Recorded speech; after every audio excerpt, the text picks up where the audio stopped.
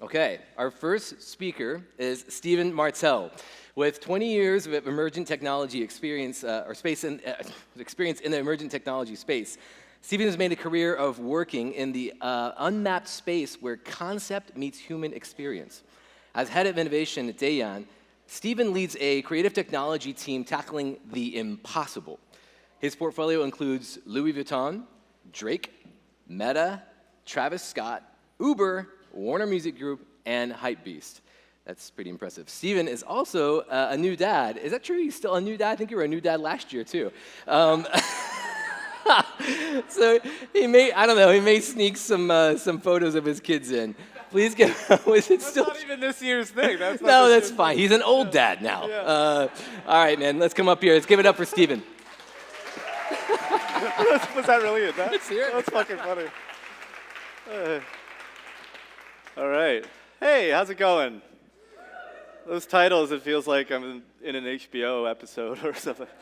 Welcome to the Third Body Problem. Okay, so yeah, I'm Steve Martell. I'm the head of innovation at a company called Dayan, which we'll get into that a little bit. And I was supposed to speak at 11 o'clock or something about that today, and Xander from Red Paper Heart decided to not make it on time. Well, he's here right now, so he could do the talk. And with that, I decided to completely start over. Being the first of the day, I kind of wanted to set the bar super low so that we could all just see more and more improvement as we went. And I'm going to try something today. So you'll notice I have an oversized laptop here. That's because I'm older. And then also, I have a live stream camera. So I'm going to do this entire thing.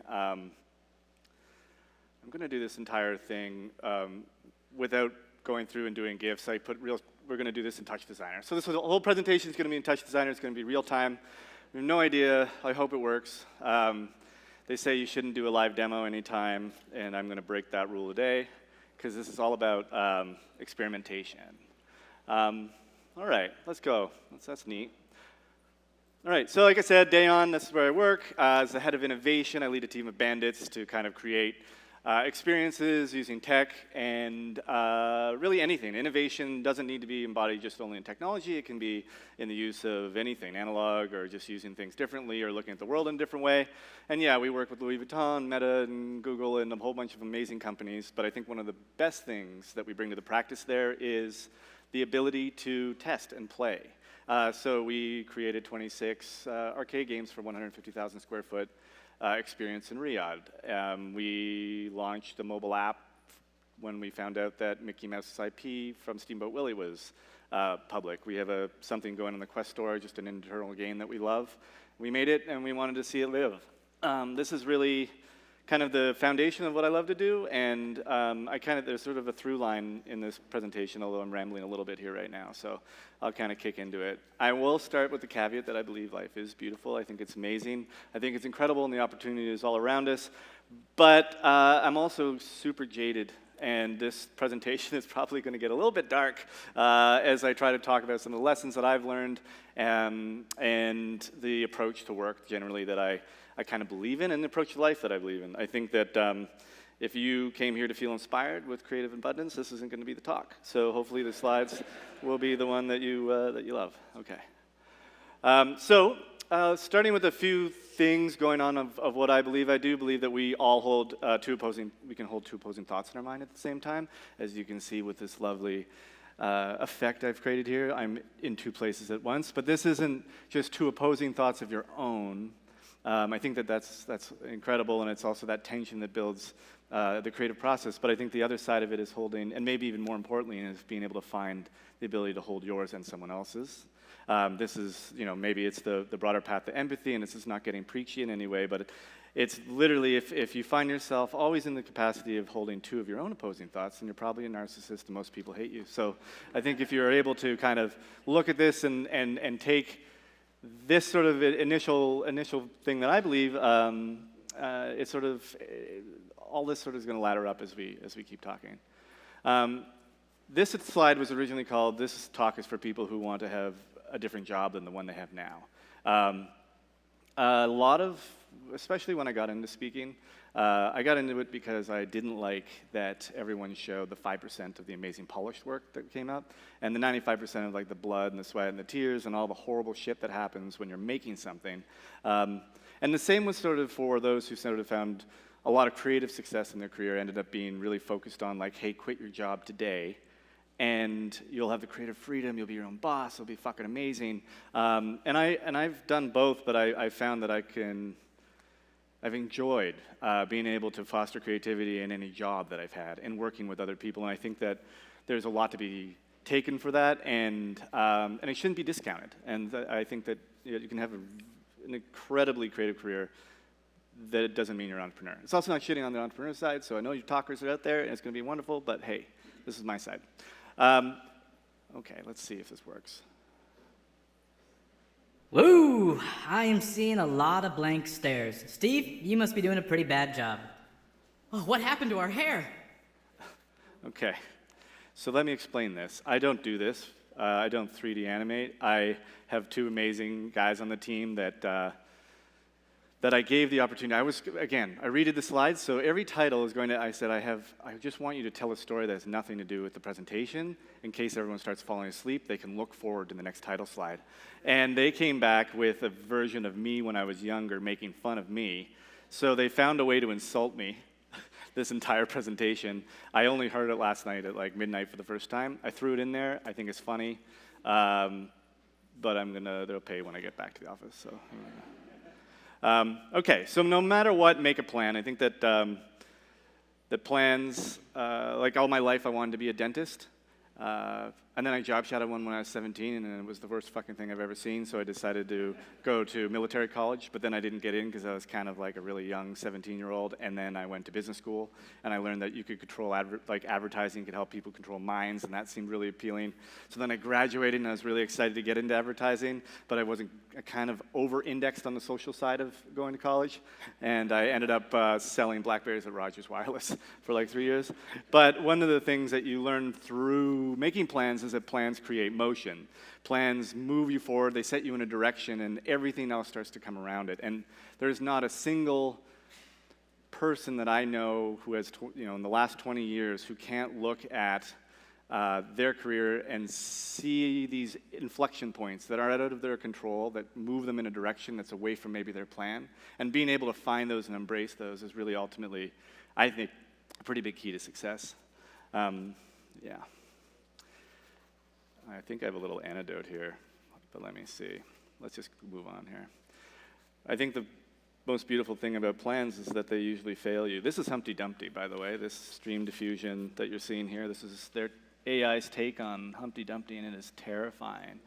And I thought, all the best laid plans, and maybe you fail and maybe you fall, and that's a real thing. But I think that, again, focusing on a plan, putting yourself in a direction.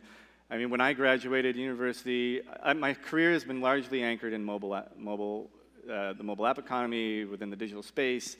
There didn't exist when I got my degree. It wasn't even a practice. It didn't happen for another 4 years or 5 years after I graduated.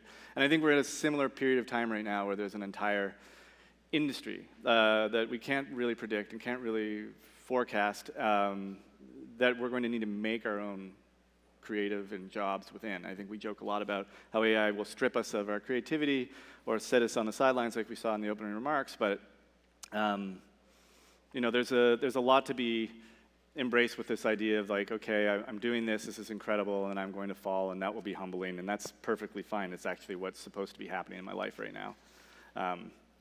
I think if you could call all these things failures or regrets, you kind of need millions of them, and you need to be thirsty for them. I think that this is, I might be naive on that side of things, but embracing these shifts is the only thing you can control. So you might not be able to control why something may have failed, but you can control how you respond to it. And I think as we kind of get through this presentation, we'll dive through it. And, oh, look at this, Rocky's here. Because this is the motivating part. It doesn't have to be so dark. But yeah, embracing what comes in their place. And I think using these moments to find opportunity. Here's a stupid story. When I was, I'm I don't know, 2 years into starting to travel, I helped open up an AR company in New York. I'm originally from Nova Scotia. And Current Studios is still around. It's a killer studio, does a lot of great AR and AI work. So like 2013 or 2011, I was in San Francisco because I wanted to go to this conference and get on the road and like help build the business. And I thought if I could go to Google, it was in San Francisco, and if I could go to Google, I could probably like change the trajectory of my career and change the trajectory of the company. But I didn't know anyone at Google, and I don't really socialize well all the time. So I was in the bathroom, and there's two. For those of you who haven't been in a men's bathroom, there's several places to use the facilities. There's 3 urinals around. The two on the outside are taken. The one in the middle is empty, and it's the most awkward place to be as a person using a urinal. Anyways, I go and I'm sitting there, and these 2 guys are talking over me, and I was just sort of like, and they work at Google, and they're like, oh, man, you going to the party later? Yeah, we're gonna go to the dinner. And I was sitting there, and they had lanyards on, and I was sort of like, I was checking the lanyards out to see their names, and at great risk to being punched in the face. But luckily, they were so self-consumed in their conversation that I was able to draw both their names, and I waited about an hour, had a few drinks, and then I went to their table, and I was like, Gary, Zach, what's up, guys? Like, how about that party later? Are we going to this party? You think I could get a lift with you? And they're like, oh, yeah, what's up? And then I made sure mine was facing. They're like, Stefan. And it's Steven, man. Everyone calls me Stefan, but whatever, I let them do it. Got me to go. Nothing changed in my life. It was a decent meeting and whatever. I never worked with Google for another 11 years after that, probably. But that's just a thing. Approaching every job, no matter what it is, whether you're starting your career or not, is treating it in sort of this perpetual beta, like this always be testing. I think that it's the way of finding a lot of joy in this, and this doesn't mean fucking things up.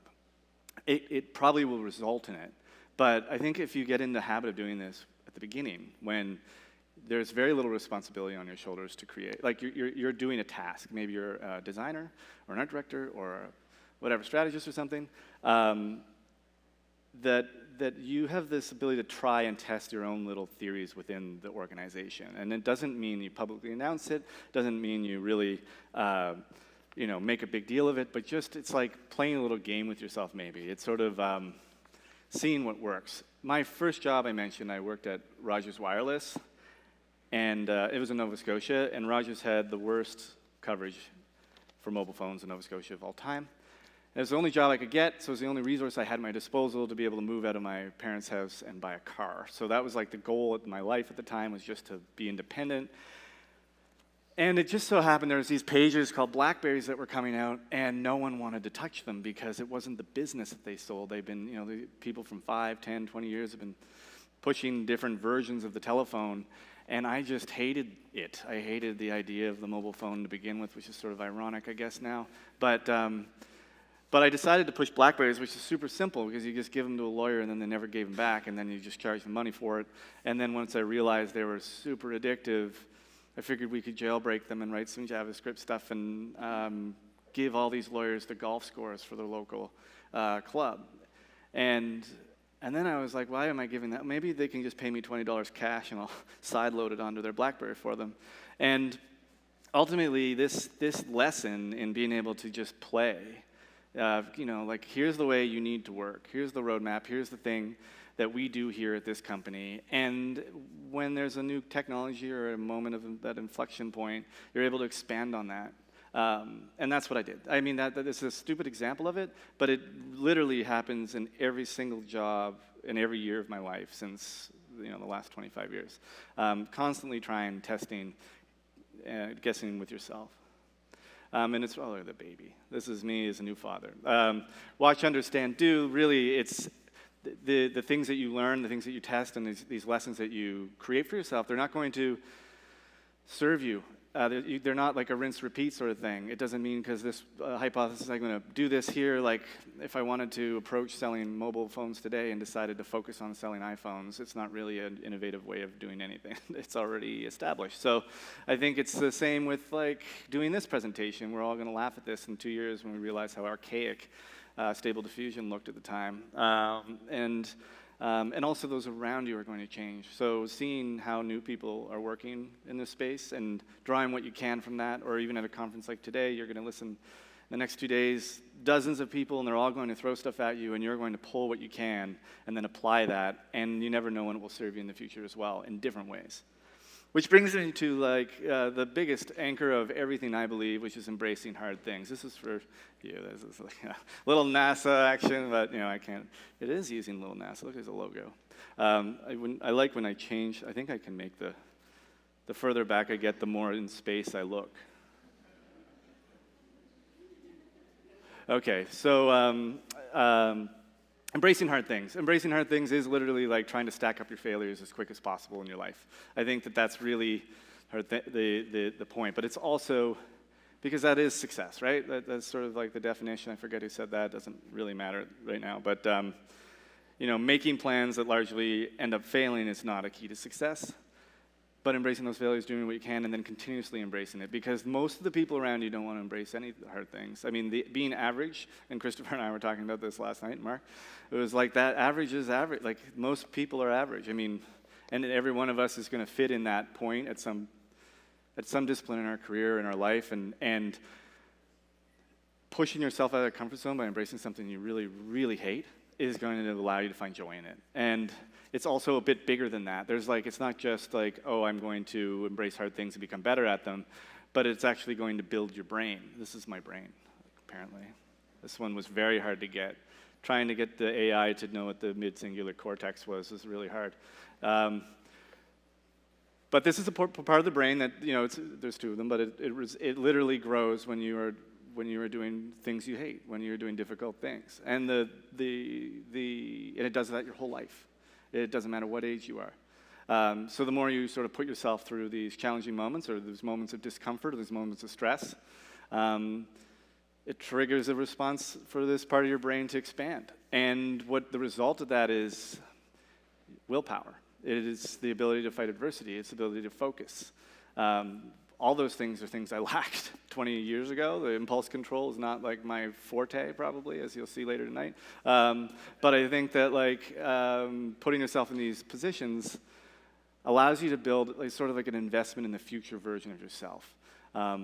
It also doesn't mean that what I love most about it is that embracing hard things do become easier.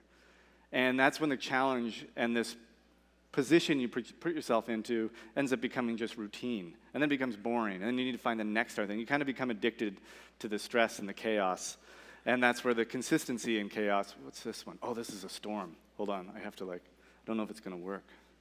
I think I have to take off my jacket. I thought this would be fun. And I can do this, like the waves. And I can do the light. Oh, there's my hand lightning. Anyways, find consistency in chaos. There, that was a lot for that jacket. This is comfortable with being the uncomfortable. It is embracing these ideas. I think there's a lot of people who would challenge this. I think there's people that I presently work with who would say this is ridiculous, that why are you the chaos? And I think that it's just me. I've found a way to, I think it's largely in part to the fact that I've mostly been in positions that were precarious throughout my career, and always sort of motivated by the fear of not having a job or not having an income. And so being constantly in a position of fear puts your back up against the wall to constantly be doing something and taking risks and trying to maybe not outmaneuver, but outshine people around you who you know are more talented and better. I don't have this mathematical genius in any way. I suck at coding. I'm a terrible drawer. I can talk sometimes when I've written it on a piece of paper, but I think that being able to sort of lean into these things as much as possible and try to pull what I can from those around me also creates this idea of there's no formula. And that's what I mean by chaos. There's no oh, I'm going to work with you and you and you, and we're all going to make something together, and it's going to be incredible, and it's going to be new, and we've never done it before. It's sort of going to work in reverse to that. It's actually probably going to take you through some pretty shitty moments before you come to the other side. It brings me to an example of this was Martin's in the room somewhere here. There he is. Martin and I met a number of years ago. I flew to LA and to pitch Acura and Mullen Lowe at the time on this augmented reality headset. I did a talk about it a number of years ago here. And really, there's nothing in that statement of like, in 2015, we're going to make a custom augmented reality headset and strap it on people in a car and drive around wearing the headset on an airfield while live broadcasting on Facebook. And that was like maybe the first live broadcast on Facebook. None of that, and then in the timeline, there was nothing in there that made any sense to be able to do that on a piece of paper. It made no logical sense, and it was an incredible project. And every major project in my career, at least, has been something that has started with absolute terror, chaotic terror. But then you learn to anticipate. Here's Gandalf, because I don't know, who else anticipates? There wasn't a whole lot of, I didn't want to use Darth Vader, but maybe I should have. Learning to anticipate can start at that very moment where like your first boss, the colleague beside you, you begin to understand their behavior. Oh, like they like their coffee in the morning. I know this sounds like you're not someone's assistant, but honestly, you kind of are until you die. So, you're always answering to somebody else. Someone's coffee, building that killer instinct in this idea that like, okay, that's the person that always needs notes. I'm not the most disorganized person. The first advertising job I had, all I did was make notes for the person I knew who needed them. And I didn't remember them. Maybe it helped me, I don't know. But they were able to find value in me. And anticipation allows people around you to build trust. And it builds trust in you. And rather than, I think, like the average way of going about the way that you fit yourself into a position is by showing your confidence. And confidence, the bravado, that whole element of being like over the top, it's not a magnet. It doesn't bring you closer to the people around you. Instead, it actually might push them away. It might give them the wrong idea of yourself. It probably isn't your best projection of yourself. But learning to anticipate and doing it through trust is really maybe a better way of going about it. And then through anticipation, you'll build intuition. Intuition, this is wild. I don't know what this is. This is, I think, the celestial being. We'll all get this tattoo after if you guys join me at the after party. So building intuition, this idea of being able to foresee, and I think that this is, it's a practiced thing. It's this idea that it's seriously not something you're born with. You might come out of school and be like, I understand things, and this is how it's going to go. And all that intuition is serving you at that point is how to suck. And you need to follow your gut, and then watch it fail, and then learn from that, and then keep going. But building that intuition slowly allows that chaos curve to flatten out a little bit. And maybe it's just how you feel about it, or maybe it's just how you adopt it, but it allows you to make better choices, have better taste, and overall make better decisions. Oh yeah, okay. Steve, man, I am looking through these slides. Your presentation is a mess. Look here, you have a slide that says anticipating your failures makes them your strengths. What are you, a fortune cookie? That's great. Thank you, guys. That was nice. I don't know if that looks like me either, but I won't make any creative notes. My backwards hat. All right, we're mixing it away from the stream diffusion here for some other touch designer stuff. But the world you build your career in is vastly unpredictable, and those who act like it is predictable, you will surpass. And this is this idea that hey, I work in an economy that didn't exist when I was going to college. That settling into a position is usually the first step in losing that position.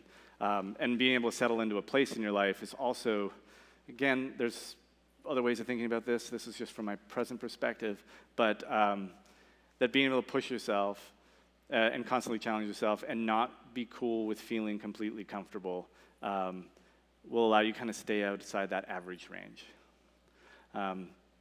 And in contrast to that, and in contrast to probably everything that I sound like I've been saying, is this idea of having patience. Your boss will leave and your colleagues will get fired, and you can be completely average and probably grow in an incredible career in whatever path you want to do. Everyone inevitably does through time for the most part. But combined with some of these other things about knowing when to just sort of chill and also when to push yourself or try hard things or be doing the uncomfortable, I think that that's where you kind of find this new space. It allows you to, it's a strategy to be able to open up new opportunity for yourself And also remind yourself that like when you feel you're not being acknowledged, that the patience is what will get you through it. It's really, well, let me see if it says it. It's almost never about you. Like not getting acknowledged in your work or in any capacity of what you're doing has nothing to do with your own performance. In fact, like the things that probably piss you off and you go home at night holding tightly to are usually things that are related to yourself. And nobody is thinking about you. No, I'm not thinking about any of you. I really don't care about you guys. That's what I'm trying to tell you. That's the whole thing, so good luck. No, it's almost, this is something these are things I presently remind myself on a regular basis because you can put so much energy of yourself into something in order to be the best at it. And when it's failed to be acknowledged across more than yourself, sometimes it feels worthless. And a lot of times I have found that it's just years away. The acknowledgement comes in other ways. It just needs to be seeded into that universe around you for it to come back. And humbling yourself and trying to remind yourself that no one really cares about what you're doing is probably the best piece of advice I was ever given. And then the difference between practice and performance, I think that life is practice and perform. This is not me performing, this is practice for me, and I hate the idea of practice because practice reminds me of when I took up classical guitar when I was 7 and my parents would be like, you need to put 30 minutes of practice in every day. And I just recorded one practice a week on my tape deck and then I'd play it back while I'd sit there in my room. And I didn't have any toys in my room, so I just was doing a disservice and doing fucking nothing for 30 minutes instead of becoming excellent at guitar, and I could have been playing right now for all of you. But learn the difference between practice and performance, and that is the sense of there will be times, the performance is that what, like the Instagram language flow, like it's the moment where things are just moving. It's when I met Martin doing the Mullen pitch, I was alone in a room full of 20 people and it was pure flow. I have no recollection of that day, but I had spent maybe 7 years I was doing 250 flights a year and I was pitching 3 meetings per day. All of it was practice for like these single moments that occasionally pop up. And it's the same with why I'm even doing this. Like I don't look at practice as effort, I look at it as being playful. I look at it as trying to make fun of myself or make fun of you or make fun of the uncomfortable challenges around. I use maybe like self-deprecating humor as my sort of anchor, but everyone has their own sort of way about it. And the outcome, again, will be making your own luck. I mean, you do all these things, you put yourself in impossible positions, you stretch yourself thin in ways that you know your colleagues are, you're present when you know other people can't be, you take on projects that you know no one else would take. You begin to convert this energy into outcome, and it starts paying off. It starts paying off creatively. I don't know about financially. We'll all see about that at some time in the future. But like, I'm joking aside, it's literally about like fulfillment. And through this practice, there hasn't been a job where I haven't been able to creatively create my own creative fulfillment, regardless of what the title was. What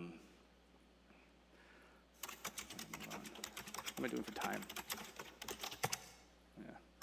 Oh yeah, there's nothing here. I saw this one. This is just them hinting to me to end this presentation.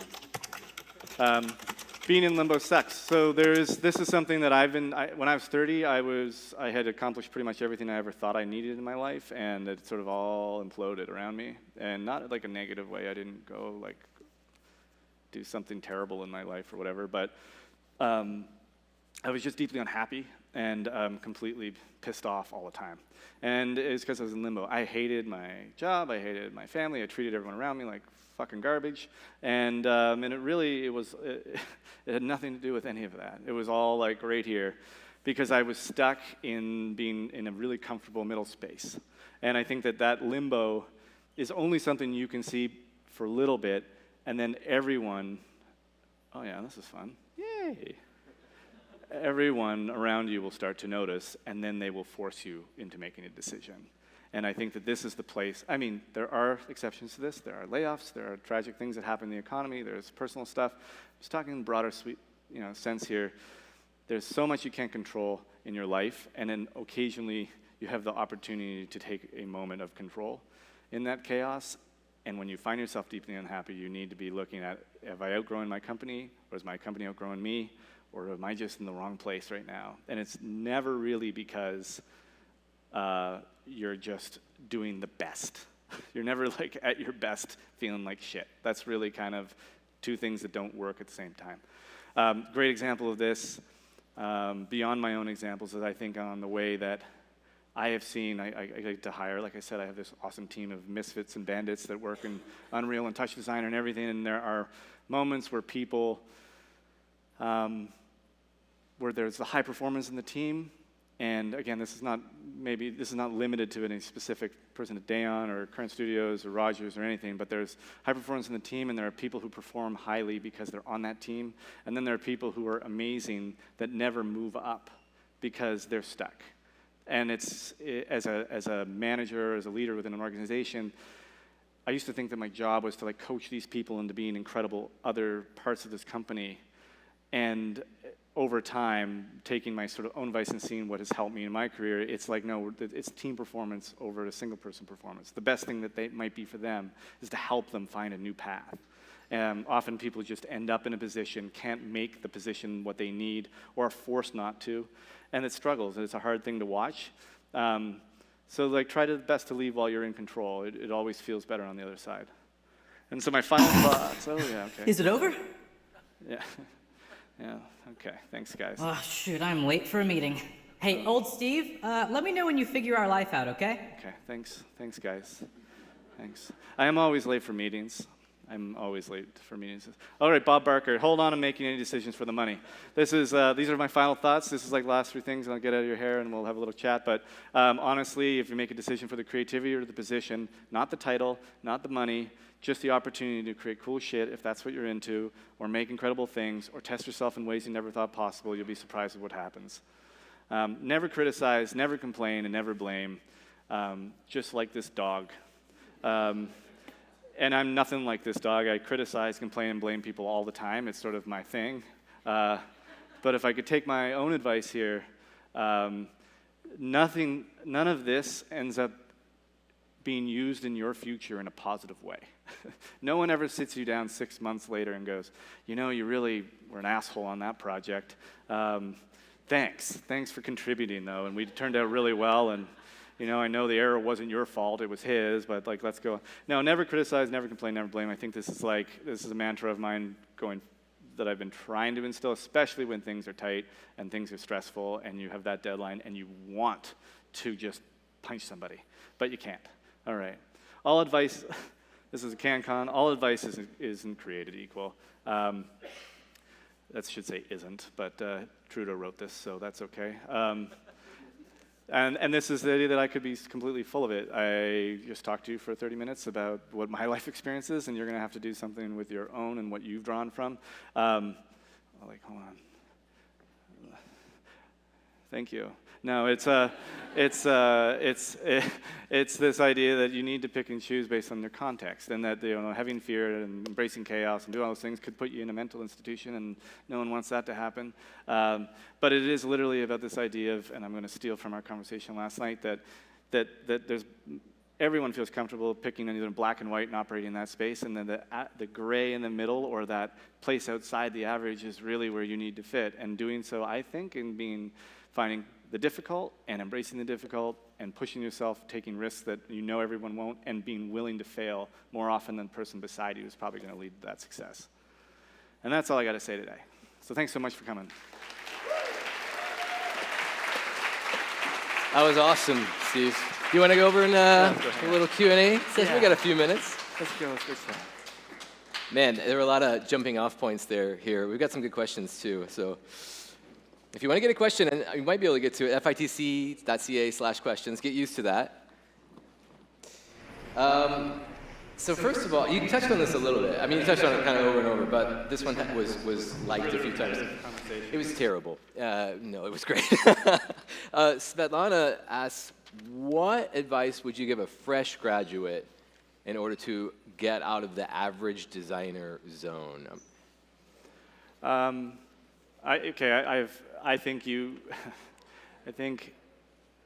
the easy answer to that question is by it, would be like, oh, find the hot project and do the hot thing. I think as a new graduate, it's doing the boring project and doing the things that take meticulous, like small things, because that is the foundational practice for the rest of your life. And being able to do, it's like you can make some great money being incredible. There's a ton more money in the world for the normal, and there's an incredible amount of wealth for the boring. and we just don't look at life that way. Yeah. But I think that again, new grad, just master those basics and get in the mud. Yeah. Okay. You have this really interesting title and responsibility at work. Yeah. Do you find that you have to kind of prove your value to people either above you or below you or side of you? And if so, how do you do that? So when I said that I've been lucky to make every job I had a creative career, most of that's just by inventing the title I get to use. So Okay. I was an augmented reality architect, which is just a bullshit statement. I was going to say, what is that? Yeah, exactly. Talk to me in my next lecture. Right. And then, creative technologist was, I think when that term was coined, there was like 11 of us on LinkedIn. Yeah, and yeah. then head of innovation seemed like a decent step, but it was trying to take it away from tech. The idea of managing a title isn't a hard thing when you have the experience to get there, because if you're title chasing instead, and you're picking from graphic designer and taking the job for art director and taking the job for creative director before you have the ability to learn from that, you're just delaying your failures to when everyone's looking at you. So you may as well get them out of the way early and not delay your failures to when you have the entire spotlight on you. Yeah, so okay. luckily I've sucked a lot, and the head of innovation isn't so suck difficult. early and often. Suck early and often. Okay, sounds good. I'm not saying that. Not saying that. That's a totally different career, by the way. Yeah. You can also get paid for that. How important is it? I mean, you did touch designer, stable diffusion, some fun stuff going on. Yeah. Obviously, you had some help with some of it too. Obviously. But obviously, how important is it, or I don't know, are you even able to get your hands on new technology? Like, how do you keep abreast of new technology, or just technology? It could be old technology too. How do you kind of keep up with that? I think that's what's kind of fun, is that we have so much new stuff that you can forget about all the old stuff. And the guys that did the 3D on this did a storyboard for me the other day that had a tube television in it. And I was like, I don't get the relevance, and it was supposed to be about nostalgia. And they're like, well, I didn't grow up with that. Like, that's nostalgic, old man. And I was like, all right, yeah, fuck. They basically Wikipedia. Yeah, they're age, like, look at this and idiot. they were like, yeah. apparently they had something called televisions. Yeah, look at Got this. you. No, but I think it is just curiosity. It's Yeah. I mean, that should have been a slide maybe, but like this idea of constantly being curious is fuel to being creative. I mean, you can't be one without the other. So and doing tech is also just, so I don't dive in, unfortunately, to things as much as I want to. Yeah. But it's just getting enough. Like, it's just knowing what the tool can do, and then having the people around you. At least that's the lucky thing I have, to be able to find better ways to use them than maybe what I So think. learn the framework, maybe some of the language around it, and learn how they work. Like, learn enough to be dangerous. Yeah. I think we've got time for probably one more here. This one's interesting as a person of a certain age. As you get older, do you find that ageism exists? At some point, is it too late to reinvent yourself, at least in the digital space? Yes. No. Next. Stay out of it. Just go. No. Just retire. I think that in certain industries, ageism, definitely exists. Advertising is prevalent for it. I think at 40, you are at the peak of your career there, and that's one of the challenging things. But I also think that can be overcome by getting.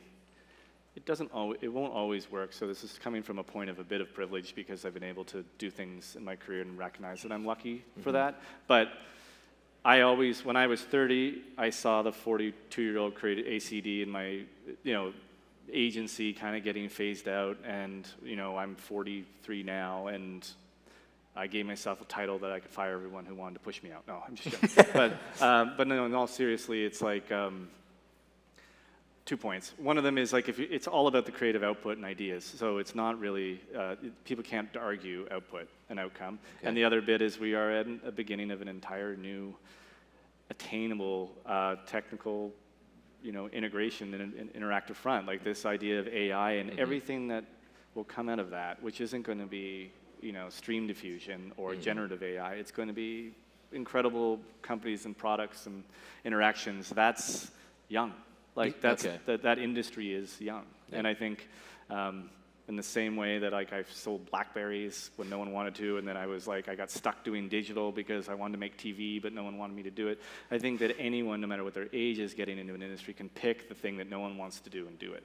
Okay, yeah. That's good advice. Yeah. All right, thank you very much. That was awesome. I appreciate it, brother. Let's give a round. Hey, thank you.